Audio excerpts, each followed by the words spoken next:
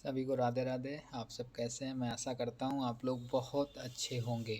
आज की इस वीडियो जो है आपकी प्रैक्टिकल फाइल्स के लिए है। तो आप लोग जो भी बच्चे इस वीडियो को देख रहे होंगे वो सभी विद्यार्थी जो है एक आराम से पेज निकालेंगे A4 साइज़ की, और करीब 50 पेज का ये वीडियो है।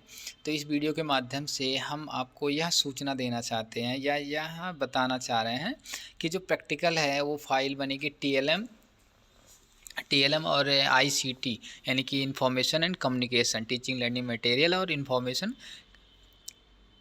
कंप्यूटर इंफॉर्मेशन कम्युनिकेशन टेक्नोलॉजी क्या होती है, वो स्पेशल एजुकेशन में किस तरह से काम करती है, वो सारी जानकारियाँ आपको इस वीडियो के माध्यम से आप तक पहुँचाएंगे। तो जैसा कि पहला होगा टॉपिक्स, ये आप इंडेक्स बनाएंगे। इंडेक्स बनाने के बाद इसमें जो जो पॉइंट आपको दिख रही है सारी चीज़ें आप लिखेंगे। फिर इसी का एक एक करके आपको एक्सप्लेन करना होगा। तो सभी को ध्यान रहे कि वीडियो को आराम आराम से देखते जाएंगे, या फिर जैसा भी उचित लगेगा तो आप इसको सेव भी कर सकते हैं। ठीक है, तो हम इसी के संदर्भ में आगे आपको बता रहे हैं कि जो इसमें पॉइंट्स अलग अलग करके बनाई गई है। सबसे पहला पेज होगा इंट्रोडक्शन ऑफ टीएलएम, यानी कि टीएलएम का परिचय। सबसे पहले एक पेज बनाएंगे, ये टीएलएम इनबॉक्स। सबसे पहले इंडेक्स हो गया। इंडेक्स होने के बाद जो है दूसरा पेज आपका होगा टीएलएम की इंट्रोडक्शन। एक पेज पे लिया, छोटे से भी लिख सकते हो, बड़े से भी लिख सकते हो। फिर आपको इंट्रोडक्शन ऑफ टीएलएम, इंट्रोडक्शन का परिचय लिखेंगे। इंट्रोडक्शन का परिचय लिखते समय आपको एक एक, हम इसलिए वीडियो स्लो बना रहे हैं जिससे आपको आसानी से लिख सको। इसको धीरे धीरे इस वीडियो को हम बनाएंगे। तो इसमें सबसे पहले हमने बनाया है कि इंट्रोडक्शन क्या है, उसके बारे में यहाँ लिखा गया है। ये सारी चीज़ें आपको लिखना होगा अपनी A4 साइज़ पेज पे। तो इस वीडियो को क्या है कि या तो आप डाउनलोड कर लेंगे तो बहुत ही आसानी से इसको देख सकते हैं। तो टीएलएम का मतलब क्या था? टीएलएम का मतलब होता है कि टीचिंग लर्निंग मटेरियल।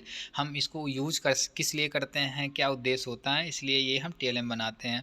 तो इसके बारे में लिखा गया है, इसका परिचय। उसके बाद फिर अगला पेज आता है, दूसरा पेज आता है कंसेप्ट ऑफ टीएलएम।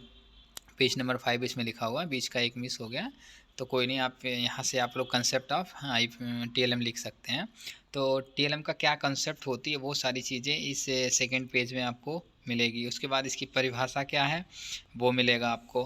तो ये सारी चीज़ें आपको एक एक करके लिखना होगा और फाइलें बनानी होगी। और ये फाइल पूरी 50 पेज की करीब बन जाएगा, 40-50 पेज की। आप इसको स्पायरल करा के फ्रंट पेज लगा करके इसको चेक करवा लेंगे। उसके बाद इसका महत्व क्या होता है, इंपॉर्टेंस ऑफ टीएलएम, यानी कि टीएलएम की जो इम्पोर्टेंस है उसके बारे में आपको आगे वाले पेज में लिखना होगा। फिर है उसके बारे में लिखोगे इम्पोर्टेंस। पहले आपने एक A4 साइज़ पे आप ऐसा कर सकते हैं, A4 साइज़ पे टीएलएम बॉक्स के लिए जो है बना सकते हैं कि टीएलएम बॉक्स है आपका। सॉरी, इंट्रोडक्शन जैसे पेज लिखते हैं ना, केस 1 केस 2 अलग अलग, राजकुमार सर ने बताया भी होगा आपको। तो वैसे ही आपको इंपॉर्टेंस ऑफ टीएलएम लिखना होगा, एक पॉइंट बनाकर। एक पॉइंट नहीं, आप ऐसा समझो कि A4 साइज़ पेज लगाना, उस पर लिख देना है कि इस पेज के पहले क्या है, तो जिससे जो एग्जामिनर चेक करेगा तो उसको बहुत ही आसानी होगा। तो फिर ये सारी इंपॉर्टेंस इसके लिखने होंगे, तो आप लोग इंपॉर्टेंस लिख लेंगे। फिर आगे आती है definition of importance and multi sensory TLM, यानी कि जो बहु सेंसरी होती है। वो क्या होता है कि जैसे हम अलग अलग तरह के बच्चे आपके पास सपोज करो हैं, तो मल्टी सेंसरी का मतलब हुआ कि जिन बच्चों को देखने मतलब सेंस से काम करते हैं, उनके लिए आप किस तरह से यूज करेंगे टीएलएम्स, तो उसके लिए यहाँ पे दिया गया सेंसरी, मल्टीपल सेंसरी की बात किया गया यहाँ पे। तो इसका भी परिभाषा और टीएलएम्स में क्या इसकी इंपॉर्टेंस होती है, सेम जैसे आपने पिछले लिखा वैसे आगे भी लिखना होगा। इसी तरह से आपको अगला पेज लिखेंगे, फिर इसकी इंपॉर्टेंस लिखेंगे। उसके बाद जो है आगे के पेज में लिखेंगे definition of scopes and teaching ads. Teaching ads का मतलब कि जो टीचिंग लर्निंग मटेरियल के साथ साथ उसके ऐड क्या है, टीचिंग ऐड क्या क्या चीज़ें होती हैं, उसकी एक हेडिंग बनाएंगे, उसके बारे में इसमें लिखेंगे। फिर इंपॉर्टेंट्स पॉइंट्स, इसके क्या क्या महत्व हैं, महत्वपूर्ण पॉइंट्स है, उसको आप लिखेंगे, बहुत ही सुंदर राइटिंग में बना के लिखेंगे, जिससे कि आपको सभी को जो है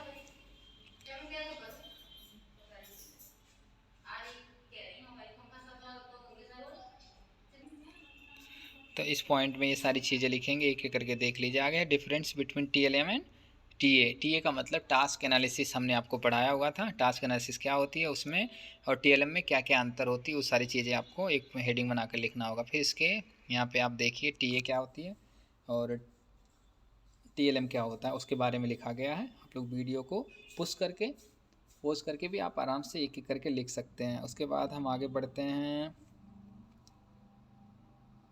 role of special educators in making TLM and TA.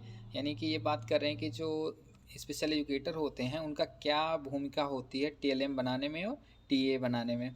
इसका एक आप लोग A4 साइज पे लिख देंगे, जैसा कि ऑन स्क्रीन आपको दिखाई दे रहा है। ऐसे भी लिख सकते हो और या फिर दूसरी साइड में सीधे सीधे भी लिख सकते हो, जैसा आपको अच्छा लगे आप लिख सकते हैं।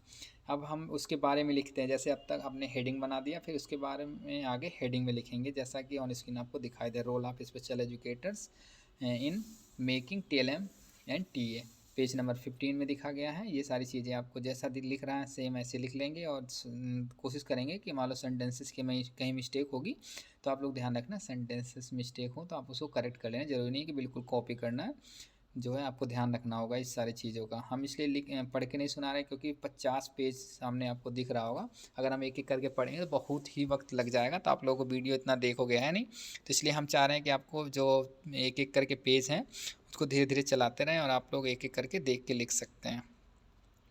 फिर अगला हेडिंग है definition of importance of educational technology and intro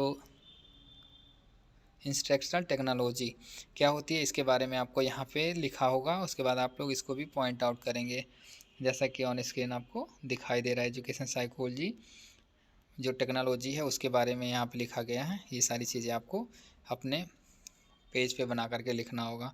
फिर आगे हम बात करते हैं इंस्ट्रक्शन, यानी मटेरियल क्या क्या होती है, वो सुविधाएं, सूचना, ये सारी चीज़ें क्या क्या आपको शामिल किए, निर्देशात्मक मतलब कि इंटरेक्शंस क्या होती है, वो सारी चीज़ें लिखना होगा। हमारी टेक्नोलॉजी में क्या क्या इंपॉर्टेंस है, महत्व है, वो सारी चीज़ें आपको आगे इस पॉइंट्स में लिखना होगा। उसके बाद approaches of educational technology hardware and software, इसका एक आप पेज बनाएंगे, पेज में आपको साफ साफ लिखना होगा। इसमें लिखा गया है पेज में, एक बार पेज को जूम आउट करते हैं जिससे आपको लिखने में आसानी हो। इस पर लिखा approaches of educational technology hardware and software, यानी कि जो हमारी टेक्नोलॉजी वो हार्डवेयर और सॉफ्टवेयर पे किस तरह से इन बच्चों के लिए काम करती है। ये सारी जो पॉइंट्स हैं ये सब स्पेशल बच्चों को ध्यान में रखते हुए आपको बनाना होगा। कठोर शिल्प का हार्डवेयर क्या है इसके बारे में यहाँ लिखा गया है, ये आप लोग देख के वीडियो को पुश करके आप बना सकते हैं।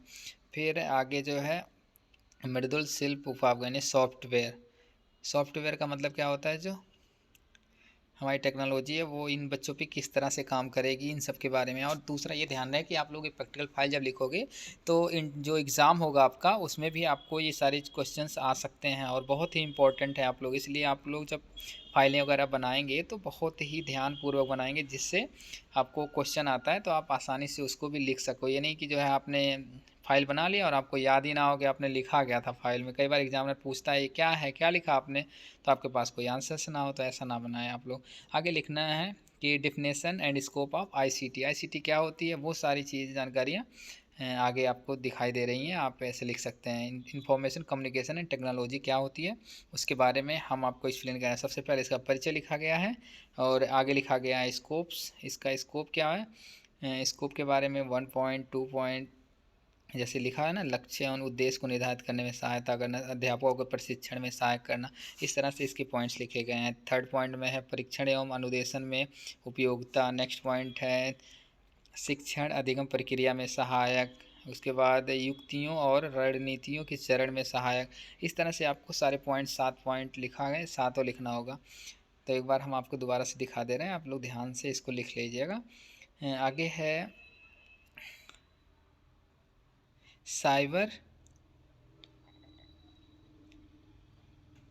Cybernetics, e learning, use of net, research and website.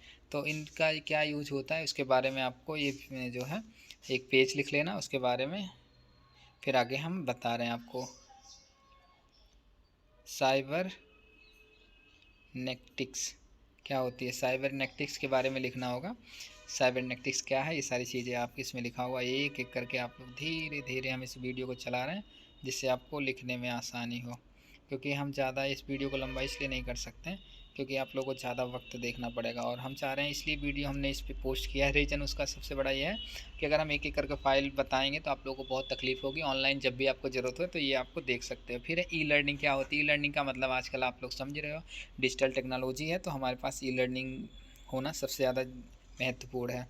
तो ई लर्निंग के बारे में यहाँ लिखा गया है, आप लोग उसका परिचय लिखते हुए आप लोग लिख सकते हैं। उसके बाद use of net and research, यानी कि हमारे जो इंटरनेट है उसका क्या कैसे उपयोग करते हैं उसके बारे में यहाँ आपको लिखना होगा, जैसा कि ऑन स्क्रीन आपको लिखा हुआ दिखाई दे रहा है।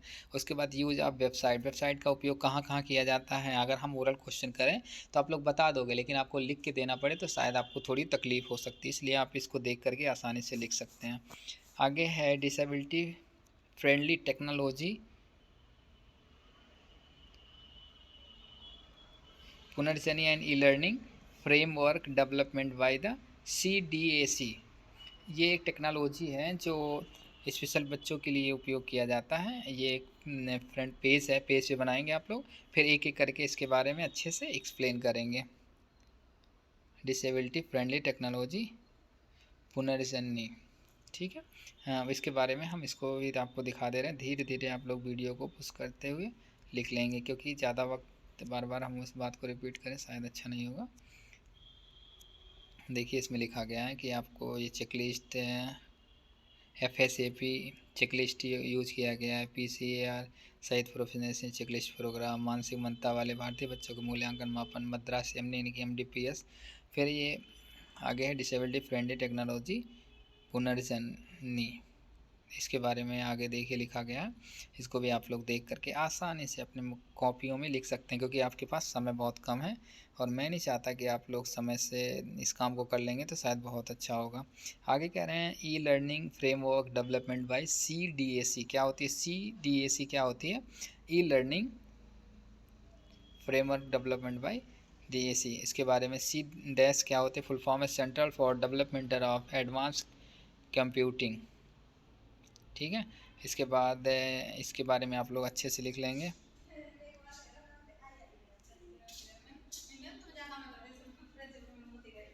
Application of technology and instruction assistive device for Java software iPhones screen reader,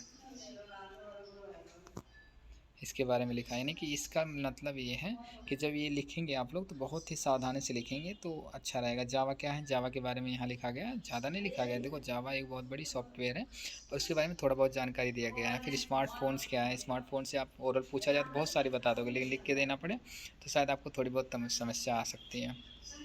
screen reader क्या होता है? इसके बारे में यहाँ लिखा गया है।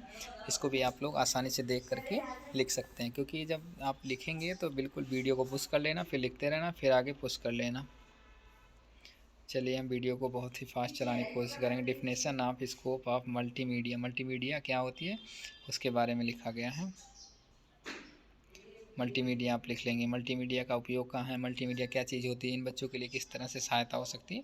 ये सारी चीज़ें यहाँ पे लिखा गया है। फिर आगे लिख रहा है कि स्कोप्स ऑफ मल्टीमीडिया, मल्टीमीडिया का स्कोप कहाँ कहाँ है? स्कूल में, घरों में, सार्वजनिक स्थानों में, वर्चुअल रियलिटी में, एडवर्टाइजमेंट में, विज्ञापन में, गेम में, इस तरह से आप यूज़ कर सकते हैं। उसके बाद types of instruction material such as project and non project aid, ये सारी चीज़ें इसको छोटा कर देते हैं ताकि आप लोग आसानी से लिख लीजिए। प्रोजेक्ट ऐड क्या होती है इसके बारे में आपको लिखना होगा। देख लीजिए आप लोग धीरे धीरे, हम आपको क्योंकि ज़्यादा समय ना लें आपका। प्रोजेक्टर क्या होती है उसके बारे में आपको लिखना होगा।